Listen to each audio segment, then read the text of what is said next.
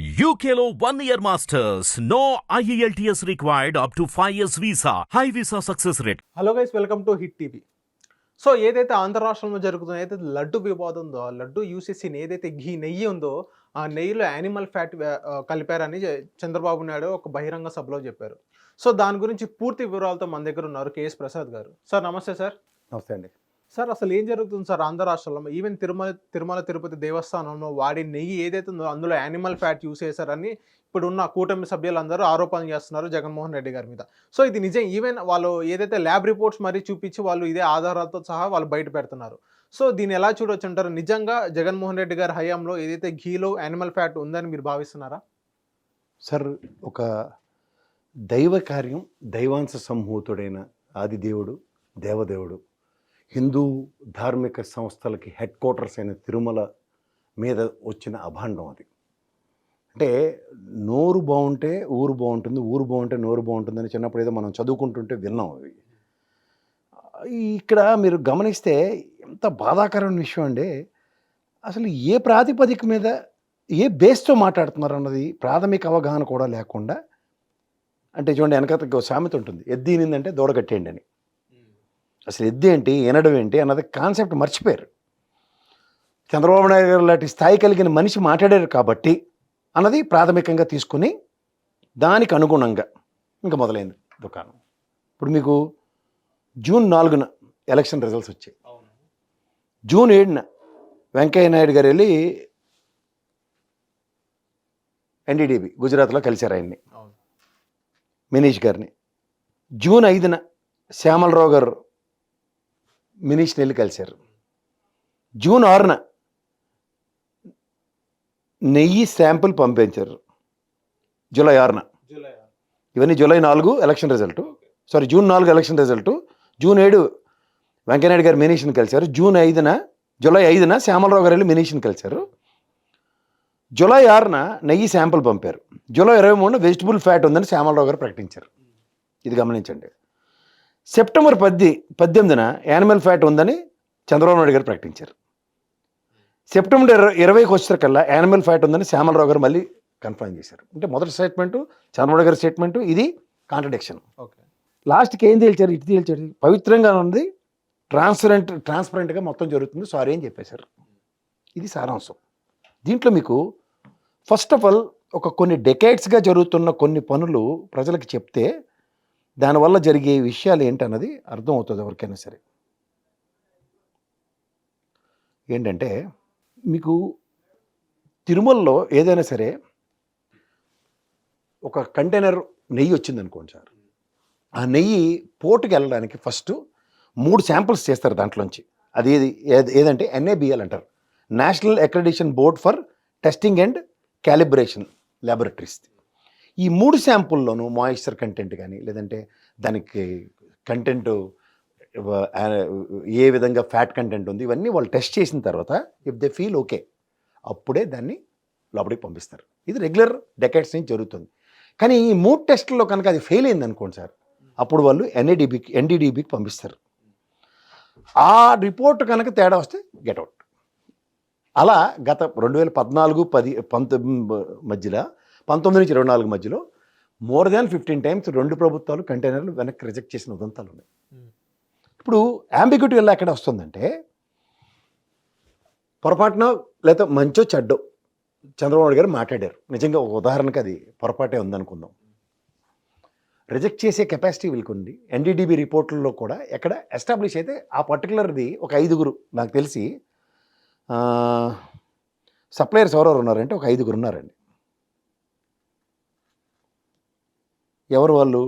ఒకరు Vaishnavi dairy specialities private limited, ఒకరు Parag milk foods, AR dairy foods, Kirparam dairy private limited, premier agri foods నుంచి వచ్చింది. మనకి ఇందులో వచ్చిన అంబిగ్యూటీ ఎక్కడ వచ్చింది? AR డైరీ నుంచి వచ్చింది అంటున్నారు. AR డైరీ వాళ్ళు జూన్ జూలైలో 16 టన్నులు మేము సప్లై చేసాం అన్నది వన్ ఆఫ్ ద డైరెక్టర్ తమిళ్లో మాట్లాడారు.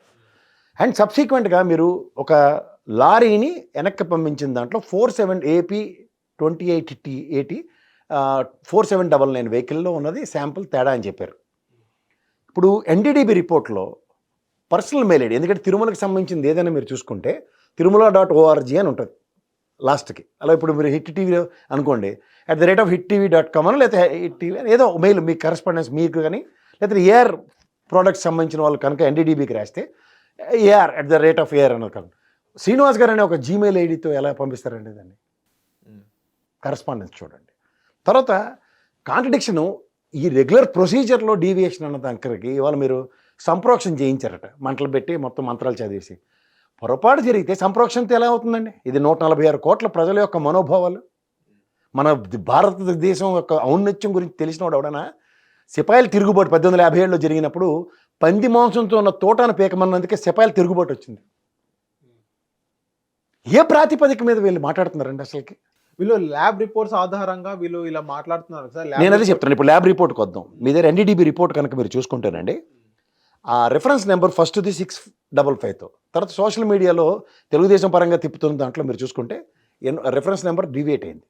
నిన్న శ్యామలరావు గారు మన ప్రెస్ మీట్లో రిలీజ్ చేసిన దాంట్లో కాంట్రడిక్షన్ తీసేసి సేమ్ రెఫరెన్స్ నెంబర్ రాసుకుని వచ్చారు. ఆ రిపోర్టు ఈ రిపోర్ట్కి తేడా వచ్చే దగ్గర నిన్న శ్యామలరావు గారు మాట మార్చారు చూడండి. ఏది వెజిటబుల్ ఆయిల్స్ కాకుండా వేరే ఉన్నాయి ఫ్యాట్ అని చెప్పిన దగ్గర కాంట్రడిక్షన్ వల్ల ఎస్ వాల్యూస్ అన్నీ మార్చేశారు.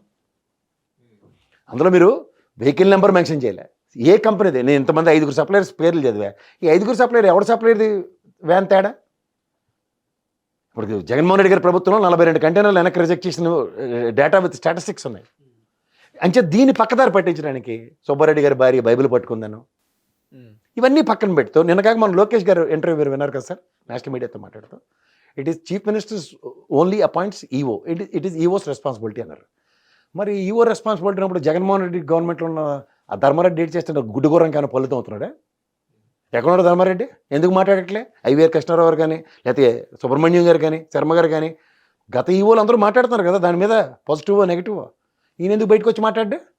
పిరికి దద్ద. అధికారం ఉంటే అహంకారంతో మెటమెటమెటలాడిపోయి కన్ను మిన్ను కానలేదు 5 ఏళ్ల పాటు. ఇప్పుడేమో అధికారం పోయేసరికల్లా మాట్లాడలేకపోతున్నాడు. ఎందుకు మాట్లాడలేదు? వచ్చి సమానం చెప్పాలి కదా. దానికి జగన్మోహన్ రెడ్డి గారు వచ్చి ఎక్స్ప్లెనేషన్ ఇచ్చుకోవాల్సి వస్తుంది. ఈఓ వర్సెస్ ఈఓ అన్నప్పుడు గత ఈఓ రెస్పాన్సిబిలిటీస్ ఏంటో ఈఓ రెస్పాన్సిబిలిటీస్తో మాడాలి కదా. రాజకీయ కోణంలో ఏం నాన్నలు వాళ్ళ ఇల్లు. నేను ముఖ్యమంత్రి గారు గత ముఖ్యమంత్రి జగన్మోహన్ రెడ్డి గారు రాసిన తర్వాత ముఖ్యమంత్రి గారు ప్రెస్ మీట్ పెడుతూ సెల్ఫ్ ఎక్స్ప్లెనేటరీ మాడ్యూల్ ఎందుకు మాట్లాడుతున్నారు? మీరు ఇది గమనిస్తున్నారా? ఇప్పుడు తప్పు జరగలేదు, పైపచ్చి ఈ పంతులు అందరూ కూర్చుని, ఎందుకంటే ఆగమశాస్త్రం గురించి మాట్లాడుతూ ఇక్కడ చిన్నజీగర్ అంటే రియల్ ఎస్టేట్లో బిజీగా ఉంటాడు, పెద్ద జీగర్ ఎక్కడ ఉంటాడు కదా ఆయన పెద్ద.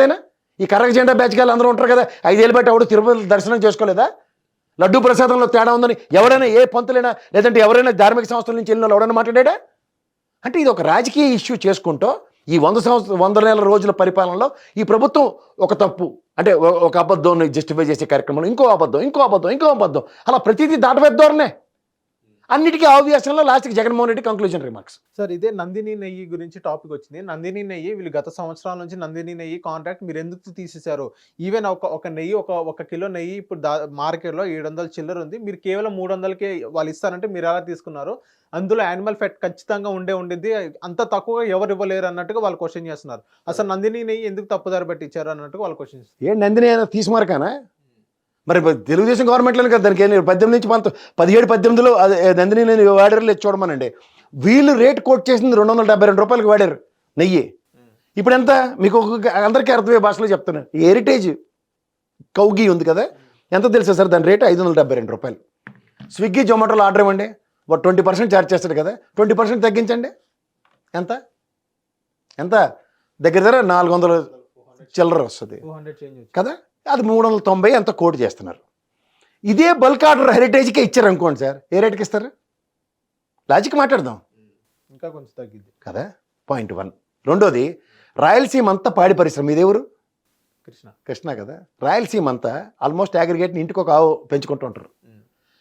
పాడి పరిశ్రమ ఎలా ఉంటుంది? సంఘం డైరీలన్నీ సంఘంలో పాలిచ్చుకుంటారు. ఒక చిన్న లెక్క ఉంది సార్, మీకు చెప్తాను నేను. అగ్రిగేట్న ఒక 500 రూపాయలు ఇన్వెస్ట్ చేసాడు అనుకోండి సార్ పాల్గొని. ఇప్పుడు ఈ రిపోర్ట్ ఉంది చూడండి, ఇందులో వెహికల్ నెంబర్ 4799 AP28 TC 4799. అలాగే ఎన్డీడీబీ రిపోర్ట్లో ఎక్కడా కూడా వెహికల్ నెంబర్ కానీ ఇలాంటివి ఎక్కడా లేవు. ఇప్పుడు మీరు ఒక లెక్క ఉందండి, 20 లీటర్ల పాల ఉత్పత్తిపై కేజీ నెయ్యి 320 ధరకి వస్తుంది.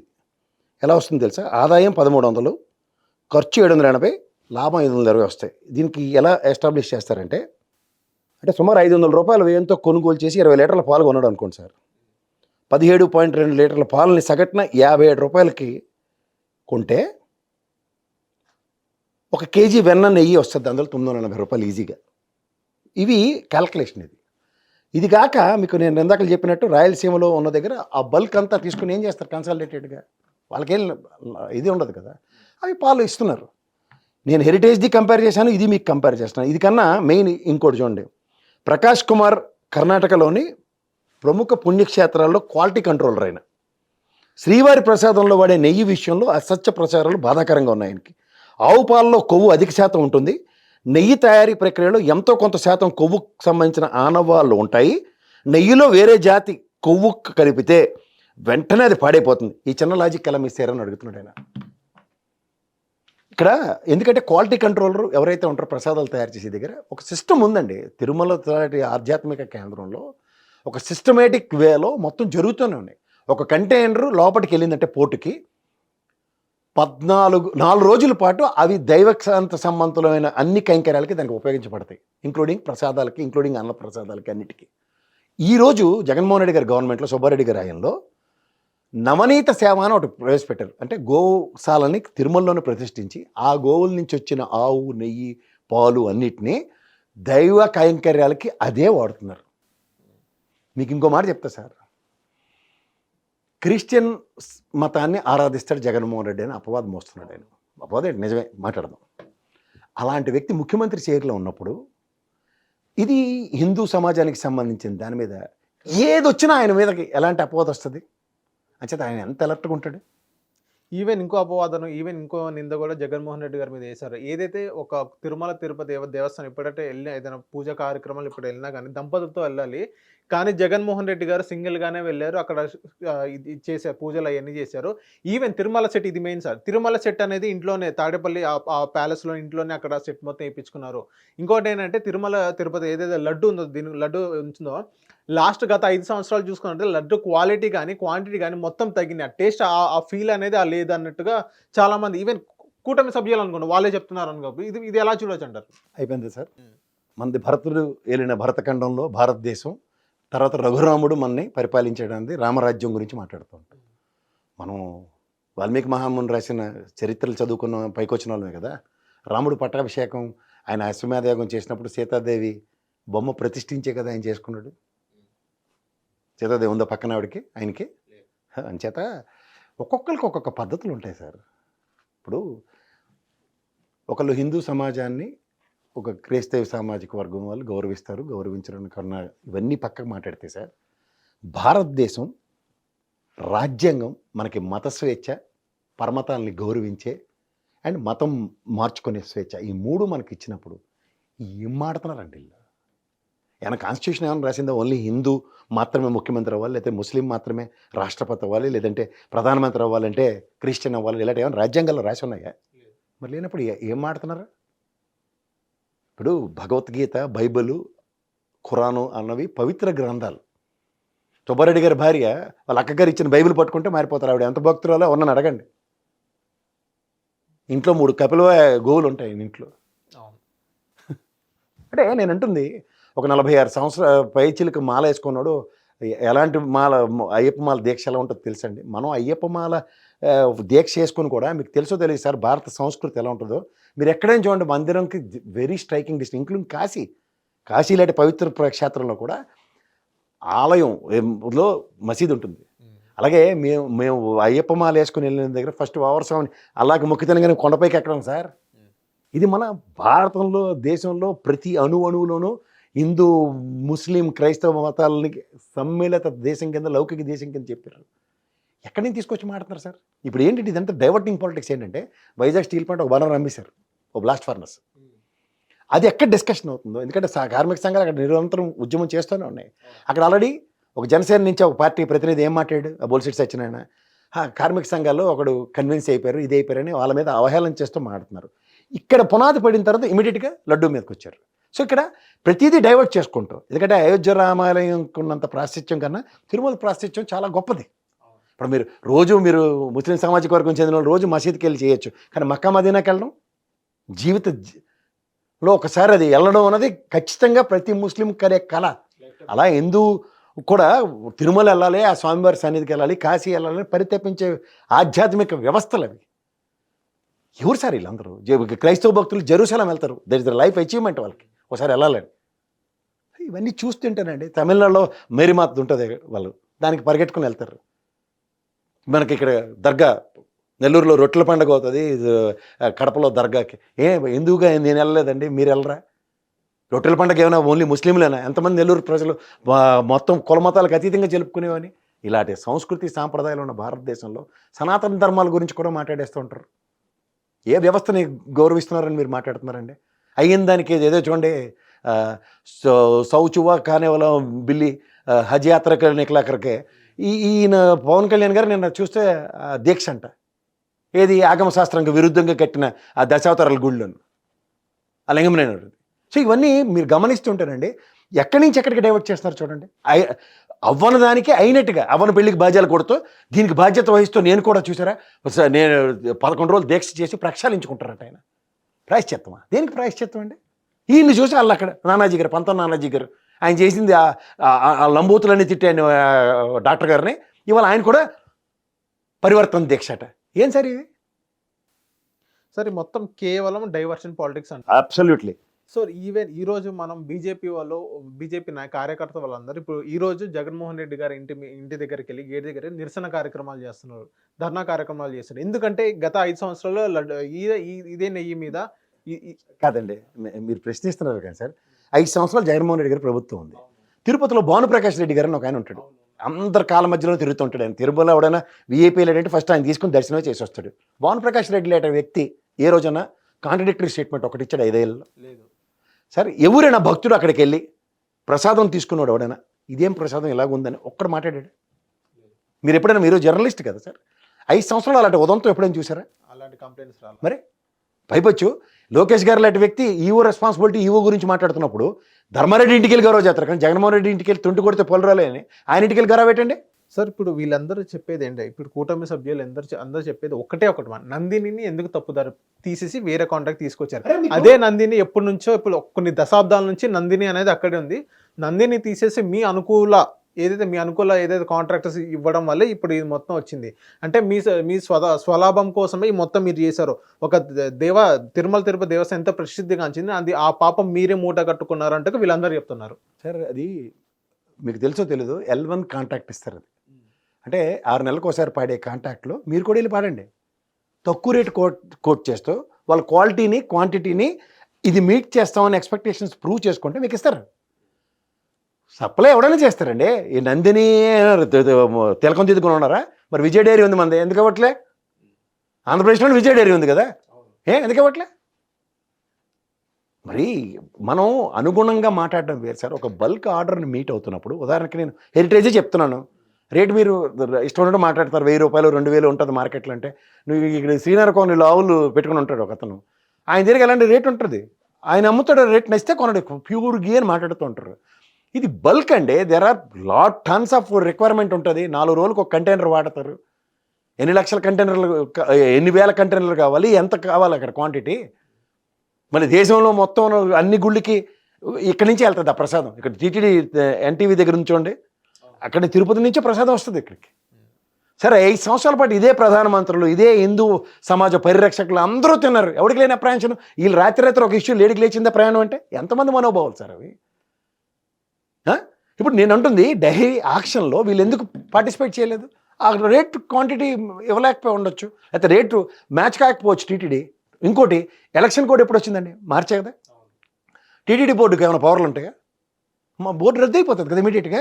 కొత్త బోర్డు ఇవాళకి కూడా తెలుగుదేశం గవర్నమెంట్ ఎన్డీఏ కూటమి కాన్స్టిట్యూటే చేయట్లే. పోనీ ఇది మాట్లాడుతున్నారు కదా, ఇంత బాగా చెప్తున్నారు కదా. లాస్ట్ టీటీడీ బోర్డులో పర్చేసింగ్ కమిటీ ఎవరండి? ఒక అతను వైద్యనాథన్, నాకు తెలిసి ఏ ప్రభుత్వంలో వైద్యనాథన్ గ్యారంటీగా ఉంటాడు, చూసుకోండి కావాలంటే. ఇంకో అతను పార్థసారథి గారు, ఇప్పుడు టీడీపీలోనే ఉన్నారు. ఇంకో ఆవిడ వేమిరెడ్డి గారి భార్య, ఆవిడ ఇప్పుడు తెలుగుదేశంలోనే ఉన్నారు. వీళ్ళు ముగ్గురు పర్చేసింగ్ కమిటీలో ఉన్నారు. మాట్లాడమనండి. అలా కుక్కల విద్యాసాగర్ ఇదే పార్థసారథి గారు ఇదే జగన్మోహన్ రెడ్డి కంప్లీట్ రూపాయి ఖర్చు పెట్టట్లేదు వీడు, నాతో కుదరదు, దీన్ని నాకు ఎంపీ చేయొద్దు, నాకు ఎక్కడ పని చేయట్లేదు అంటేనే ఎత్తుకోదేశారు. ఇవన్నీ తెలిసి కూడా నేను ఎందుకలా పిల్లి కదా అందుకే చెప్పా. గులివెందుకించి సామెత అండి, కింద నలుపు కనబడదు, పైన ఎర్రగా ఉంది కాబట్టి మిటమిటమిటలు ఆడిపోతుంటారు. అదే పవర్ రాగానే ప్రతి ఒక్కరు ఏం మాట్లాడుతున్నారో ఏం చేస్తారో వినమనండి. ఇదే పవన్ కళ్యాణ్ గారు గతంలో ఏం మాట్లాడారో, ఇదే టీటీడీ వ్యవస్థ మీద ఎమ్మెల్యేలు అక్కడ ఈవోలు అన్నీ మాట్లాడినాయని ఇవాళ ఏం మాట్లాడుతున్నారో కాంట్రడిక్షన్స్ చూసుకోండి. ఇదే శ్యామలరావు గారు 2 రోజుల క్రితం మాట్లాడిన మాట, ఇవాళ మాట్లాడుతున్న మాటలు కాంట్రడిక్షన్ చూసుకోండి. చంద్రబాబు గారి తర్వాత మీటింగ్ తర్వాత వచ్చిన మాటలు ఏంటో చూసుకోమనండి. ఒక ధార్మిక సంస్థ పట్ల ఏది పడితే అది మాట్లాడుతూ ఒక్కొక్కరు ఒక క్రానికల్ ఆర్డర్లో ఒక యాక్షన్ ఫ్రంట్లో ముందుకెళ్తూ outcome at the cost of Tirumala అన్న దగ్గర ప్రైడ్, ఆంధ్ర రాష్ట్ర ప్రైడ్ సార్ అదే. పేటెంట్ రైట్స్ కలిగి ఉన్నాయి దానికి. పేటెంట్ రైట్స్లో ఏమైనా తేడా జరిగితే మీరు ఇందాక చెప్పారు చూడండి, క్వాలిటీ క్వాంటిటీ అని పెట్టకబుర్లు చెప్తారు కదా, పేటెంట్ రైట్స్ ఉన్న వాటికి భంగం కలిగితే పేటెంట్ రైట్లు రద్దు అవుతాయా అవ్వవా? మరి ఎందుకు రద్దు అవలే? అంటే వీళ్ళు చెప్తున్న అబద్ధాలే కదా, అవునా కదా? ఎన్డీడీబీ రిపోర్ట్లో వెహికల్ నెంబర్ మెన్షన్ చేయకపోవడం, కంపెనీ పేరు రాయకపోవడం, ఏంది అది?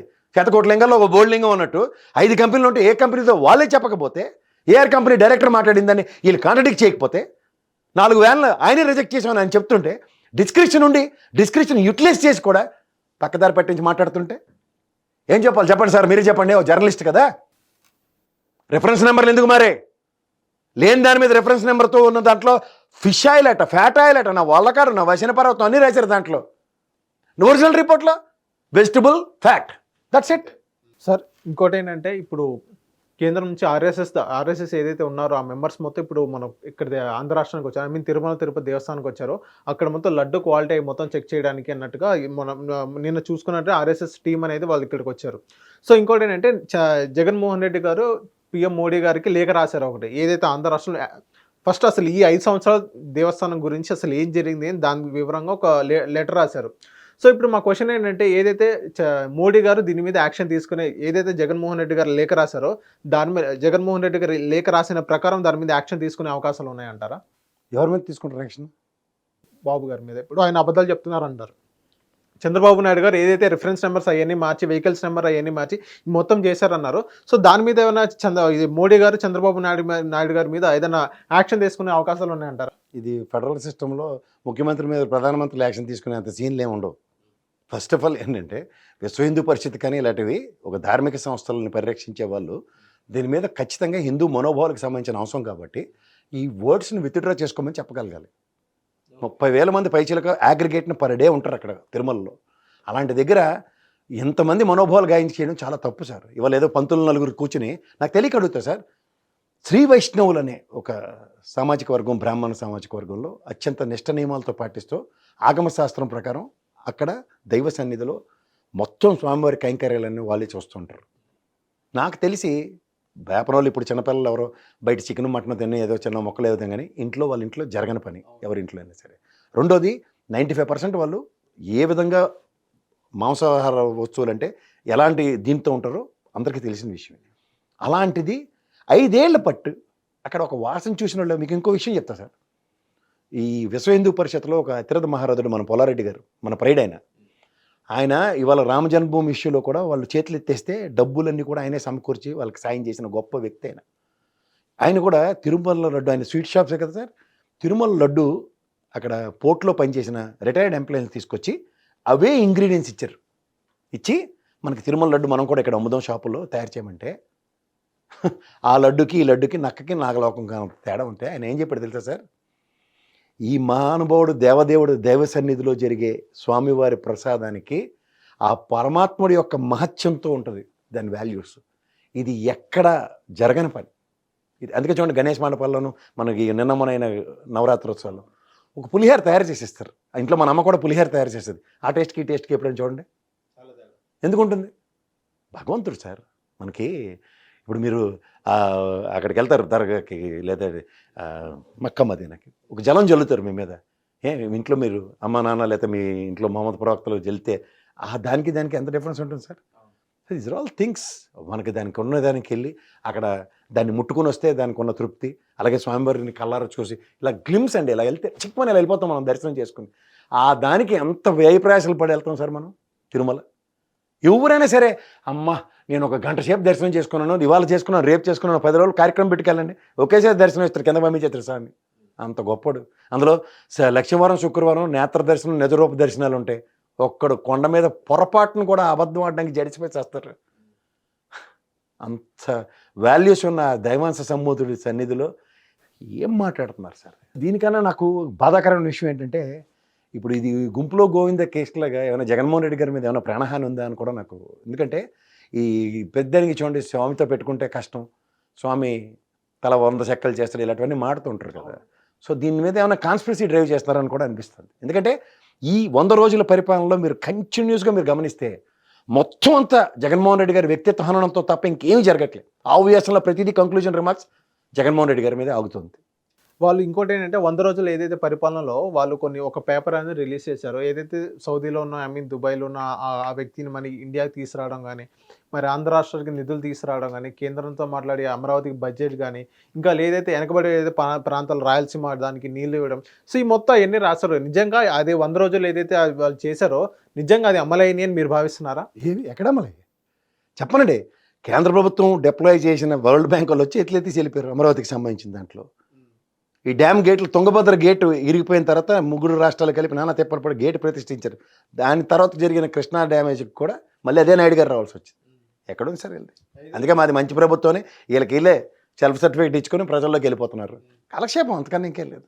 ఏదైతే బొడిమేర వాగుందో దాన్ని పూడ్చడం కానీ, దాని గండ్లు పెట్టడం కానీ, ఏదైతే వరద బాధితులకు సహాయం చేయడం కానీ, 25,000 అనేది ఎక్స్కర్షన్ ఇవ్వడం కానీ, ఇంకోటి బైక్స్ ఏదైతే డ్యామేజ్ అయినాయో, ఎలక్ట్రానిక్ గ్యాడ్జెట్స్ ఎన్ని డ్యామేజ్ అయినాయో ఇవన్నీ రిపేర్ చేయడం, ఇవన్నీ 100 రోజుల్లో మేము మొత్తం కంప్లీట్గా పూర్తి చేసిన ఒక పాంప్లెట్ లాంటి ఒక పేపర్ లాంటివి రిలీజ్ చేశారు కదా.